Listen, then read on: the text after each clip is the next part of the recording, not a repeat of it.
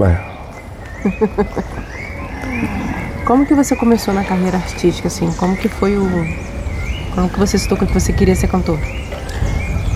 Cara, na verdade, eu sempre fui um cara muito...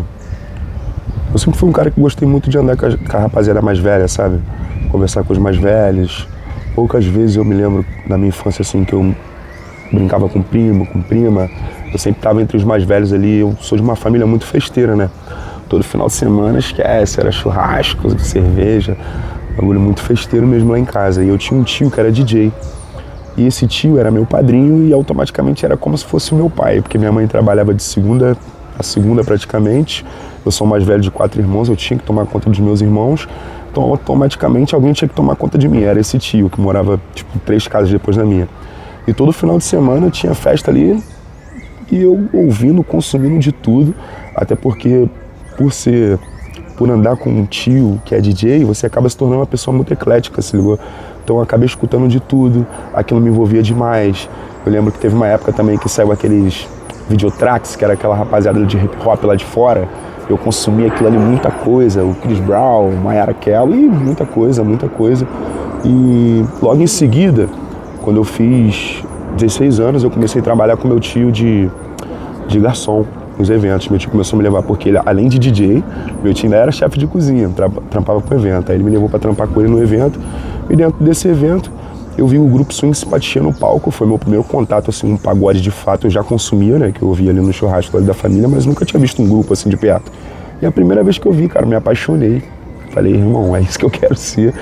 Eu lembro que 2 semanas depois eu queria comprar um cavaco, aí depois eu quis comprar um violão, sem ter condições nenhuma, só queria.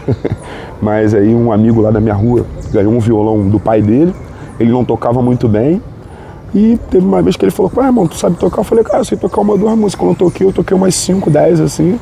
Aí ele falou, então tu que é o cara do violão agora, pode ficar com o meu violão contigo aí, não sei o quê. Eu não tinha muita condição, né, minha mãe também não.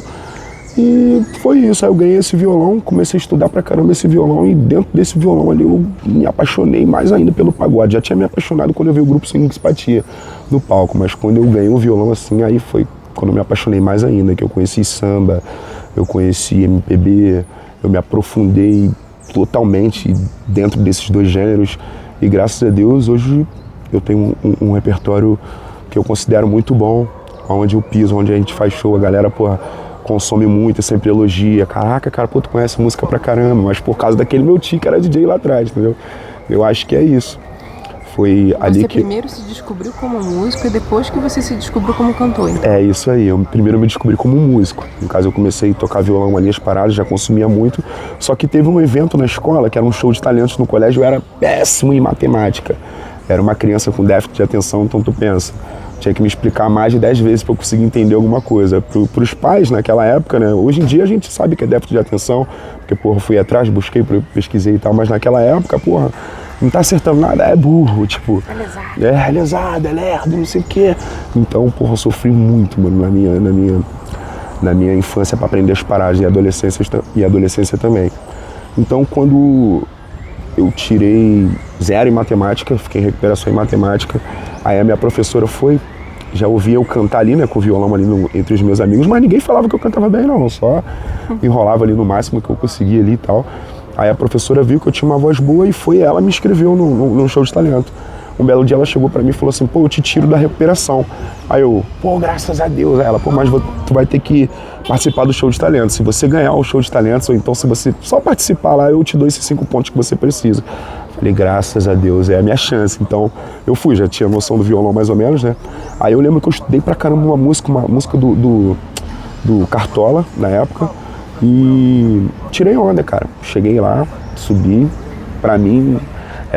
Foi mágico, né? Não tem como dizer que não foi, mas eu me lembro que os primeiros acordes que eu fiz quando eu parei pra sentar assim com o violão no colo, que eu cantei pra um monte de gente assim na escola, foi libertador pra mim. Ali eu me descobri como artista, sabe? Eu já tinha me descoberto como músico no momento que eu vi uma banda no palco, mas quando eu cantei pra rapaziada, pra mais de 10 pessoas, né? Eu me descobri como artista. Ali foi o momento. Naquela época era muito, né? As pessoas na sua escola. É. Era muito. Mas tinha além do seu tio que era DJ, tinha mais algum músico na sua família ou não? Não. A partir dele mesmo? Infelizmente, tipo, a minha família é uma família que os homens, eles cresciam com dois intuitos. Ou queria ser jogador de futebol, não conseguia trabalhar normal de carteira assinada, ou viraria pedreiro. Tanto é que eu fui ajudante de pedreiro também do meu outro tio por um bom tempo. Ele cismava que eu queria ser pedreiro porque eu era muito caprichoso e tal, só que minha parada era outra. Deus tinha outro propósito pra mim, graças a Deus. E foi isso, cara. E como é que foi para ingressar na carreira artística? Como que você começou? Você se descobriu criança através do show de talentos. E depois disso? Quais foram os passos que você... Sim, com 16 anos eu me descobri ali, com 16 anos eu comecei a tocar o violão. Com 17 anos eu descobri que eu conseguia cantar ali, depois que eu ganhei esse show de talentos. Eu nem terminei de contar, mas eu fiquei em primeiro lugar nesse show de talentos. Pra mim foi... Porra, bizarro, surreal. E além dos 6 pontos, ela me prometeu 5, ela me deu 6 pontos. Eu ainda ganhei um violão como prêmio de show de talentos. Eu tocava com um muito velho de um amigo meu, né? Que eu ganhei porque eu não tinha condições e ele me emprestou e acabou me dando lá, que ficou lá eternamente. Acho que tá até hoje lá na casa da minha mãe. Mas quando eu ganhei esse violão do show de talento da escola, pra mim foi surreal. Violão lindo na caixa, era um tonante maravilhoso. Pô, tirei muito som naquele lugar. Aí fala desse seu início na carreira dele, com 16. Aí com 16 anos eu me descobri músico, com 17 eu me descobri cantor. E eu, depois de ter visto Swing Simpatia ali no palco, eu falei, cara, eu preciso fazer isso, tipo, de alguma forma. Aí meu tio tinha um bar, esse tio que era pedreiro também tinha um bar. E todo final de semana ele colocava ali um forró, esse meu outro tio que era DJ pra tocar ali. E um belo dia eu falei, cara, deixa eu fazer um voz e violão aí. O meu microfone, um pedestal, comecei a tocar o violão. E do nada a rua começou a encher. Primeiro deu 10, depois na segunda semana deu 20, na outra semana já estava 100 pessoas, na terceira semana eu lembro que a gente tomou uma multa gravíssima lá da prefeitura da minha área porque lotou a rua, todo ônibus não conseguia mais passar, enfim, uma loucura que só, mas pô, foi ali que foi o meu início, que foi o meu start na parada. E eu caí pra dentro, cara. Aí eu lembro que depois que eu comecei a fazer o voz e o violão, eu quis fazer um grupo de pagode com a rapaziada ali da rua mesmo. Todo mundo era ruim pra caralho, mas todo mundo sonhava. Era o mais importante. E a gente caiu pra dentro. A gente montou o primeiro grupo, que era a primeira opção. Aí acabou que não deu muito certo esse grupo, cada um foi pro seu canto. E eu lembro que 15 dias depois teve uma festa nesse bar do meu tio. Aí eu reuni a rapaziada toda. E quando eu reuni a rapaziada toda, chegou um moleque que tocava cavaco numa área do lado. Ele foi até esse pagode e falou, pô, mano, tu canta bem, cara. Pô, eu tenho um grupo de pagode, a gente tá precisando de um cantor lá. Quem é o frente da parada é o Tuninho, não sei se você conhece, mas ele é um cara, porra, muito renomeado no gênero. Ele toca pagode há anos e tal, porra, já teve mais de 1000 formações de grupo e tal. Pô, ele queria muito vir aqui ver você cantar e tal. Eu falei, pô, traz esse coroa aí. Aí esse coroa foi no pagode. Quando esse coroa brotou lá no pagode, que ele me viu cantando a primeira vez, acabou o pagode, ele chegou em mim e falou, ó, tu quer viver disso aqui pra sempre, tipo, ficar aqui, ou tu quer expandir essa parada aqui, mudar a vida da tua família por completo, fazendo o que você gosta? Eu me lembro que essa pergunta me fez refletir muito, que eu não respondi ele na hora, eu falei, pô, posso pensar? Mas eu já tendo a resposta na minha cabeça. Eu fui pra casa e fiquei, caraca, irmão, eu vou cair pra dentro, vou fazer esse teste pra esse grupo aí que esse coroa tá querendo que eu faça e se eu passar é isso. Aí, no outro dia, eu fui lá até a casa desse coroa, eu disse pra ele que eu queria participar do grupo, eu fiz o teste, passei, virei o vocalista desse grupo, que era o Grupo Realejo na época. E ali eu gravei minha primeira música, ali eu fiz minhas primeiras viagens, ali eu subi no meu primeiro palco, assim, pra cantar pra mais de 500 pessoas e foi mágico. O Grupo Realejo foi o meu primeiro grupo, assim, de fato. Eu teve a primeira opção ali da bagunça dos cachaceiros da minha rua, mas o Realejo foi o grupo que me formou como artista, assim. Eu diria como homem também, porque basicamente tudo que eu aprendi ali foi surreal, eu vou levar pra minha vida inteira. E do grupo à carreira solo, como é que foi? Do grupo à carreira solo. Depois desse Grupo Realejo, esse coroa que fazia parte do grupo, que era o dono do grupo, né, teve tuberculose, infelizmente, e ele acabou falecendo. Eu me lembro que no dia que ele faleceu, eu fui levar ele até o hospital, eu e o meu parceiro Gago, que tá ali, e quando a gente chegou lá, mano, ele só virou pra mim e falou assim, cara, eu tô sentindo que eu não vou voltar mais, mas eu preciso que vocês continuem, o show tem que continuar, isso não pode parar. E aquilo ali, mano, foi bizarro pra mim, porque depois daquele momento ali, ele foi pro CTI, nunca mais voltou. Depois dali eu só vi ele no enterro mesmo. Eu lembro que eu chorei pra caramba, que depois eu cheguei em casa falando, caraca, o grupo acabou.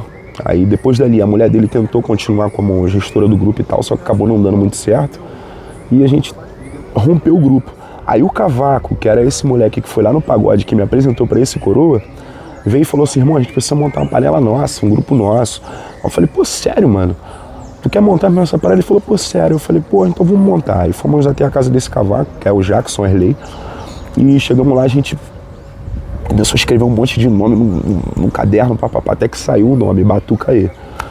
E foi o grupo que a gente montou, que a gente começou do zero, que a gente construiu, que a gente tirou um nome ali, literalmente, ali como se fosse esses bingo, né? Que tu roda a roleta, eles vão pegar um nome aqui, saiu esse nome, enfim. Batucaê, esse foi o meu grupo, assim, que depois do Realejo que eu dei start, que eu comecei a cair pra dentro. E que dentro desse grupo ali a gente conseguiu alcançar várias paradas maneiras, como um show na Angola, por exemplo, um cara viu a gente cantando, levou a gente para cantar na Angola, um moleque que saiu de Belfor Roxo, Babi, Baixada Fluminense, para ir cantar na Angola, para mim foi surreal também. E eu me lembro que depois dessa viagem que eu cheguei na Angola, porque a gente foi para Angola no sentido assim, o grupo era muito musical, mas a gente como pessoa, como amigos, a gente já não se dava tanto, porque um pensava de uma forma, é grupo, né? Um pensava de uma forma, outro pensava de outra, e acabou que a parada não deu muito certo.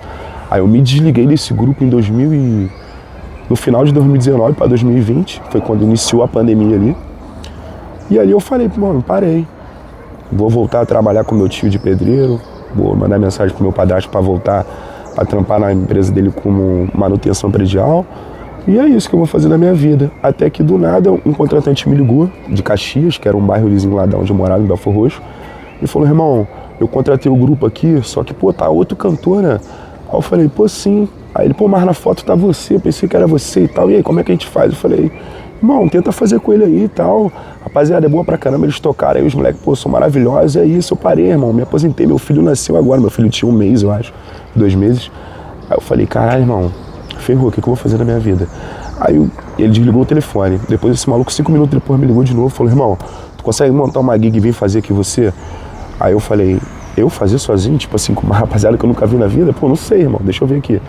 E foi ali que eu dei start, porque quando eu desliguei esse telefone, que eu comecei a ligar pra vários músicos, que eu vi que a aceitação tava maneira, quando eu falei, pô, irmão, vem fazer um som comigo, a galera, pô, claro, mano, na hora, vambora, vamos fazer. Aí eu falei, irmão, eu vou montar isso aqui e vamos ver no que vai dar. Aí eu lembro que eu montei essa rapaziada, era eu e mais 5 músicos, era violão, cavaco, 2 de percussão e batera, e um baixo, 6 músicos no caso, era 7 comigo em cima do palco, e ali eu me descobri, mano, eu falei, cara, é isso que eu quero pra mim, tipo, não pelo fato de, tipo, tu ser líder da parada, sabe, de tu, não, faz isso aqui, não, mas simplesmente pelo fato de eu ver um monte de gente sonhando o mesmo sonho que eu, sabe, ou pelo menos tentando acreditar ou somando de alguma forma ali 1000% numa parada que eu estava acreditando, tá ligado? Então caí pra dentro, eu lembro que eu montei esses músicos e boa parte deles estão comigo aí até hoje, e foi isso, cara.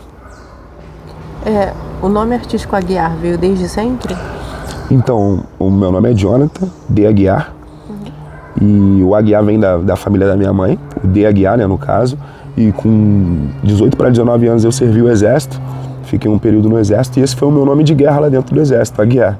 E quando eu saí do quartel, boa parte dos meus amigos já estavam me chamando de Aguiar, tipo, ninguém me chamava de Jonathan mesmo, só a mãe, tia, irmão, e ficou Aguiar. Aí virou o nome de guerra, que virou o nome artístico, que tá aí pra vida inteira.